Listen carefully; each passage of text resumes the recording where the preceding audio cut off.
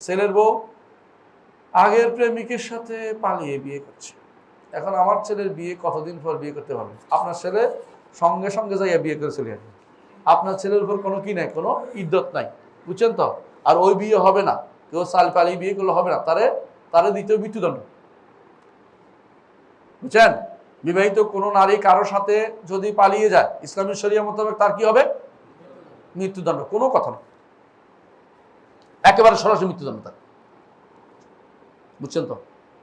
পালিয়ে গেলেই মৃত্যুদণ্ড, মানে তার সাথে পালিয়ে গেছে তো, ঘর সংসার করছে, মৃত্যুদণ্ড। ঘর সংসার না হলে মৃত্যুদণ্ড না, পালিয়ে গেলে ঘর সংসার হয়েছে শুনলে মৃত্যুদণ্ড, তার আর কিচ্ছু বাকি নেই। যে ব্যক্তি নিয়ে গেছে সে যদি বিবাহিত হয় তারও মৃত্যুদণ্ড, আর সে যদি অবিবাহিত হয় তার 100 বেত্রাঘাত এবং তার 1 বছর জেল, 100 বেত্রাঘাত এবং 1 বছর জেল। কিন্তু এই মহিলার মৃত্যুদণ্ড ছাড়া কোনো উপায় নেই, কথা বুঝছেন? আল্লাহ শরিয়া যেন বাস্তবায়িত দোয়া করি, যাতে করে কিছু মানুষের মৃত্যুদণ্ড হয়, কিছু নারীর মৃত্যুদণ্ড হয়। নারীগুলি খুবই বেহারা এবং বড় শয়তান, এগুলি সুযোগ পাইলে একজনের সাথে পালিয়ে যাচ্ছে। আর পুরুষও দোষ আছে, পুরুষ বউ রেখে বিদেশ যায়, বউ রেখে বিদেশ যাওয়ার জন্য স্বামীর অনুমতি লাগবে, আবার ফিরে আসতে হবে, বউ রেখে বিদেশ যাওয়া যায় না। এই জন্য বিবাহিত স্ত্রী কখনো কি না, বিবাহিত ব্যক্তি কখনো স্ত্রী বাইরে যাওয়া সরাসরি অনুমতি দেয় না, অবশ্যই তার কি লাগবে? অনুমোদন লাগবে।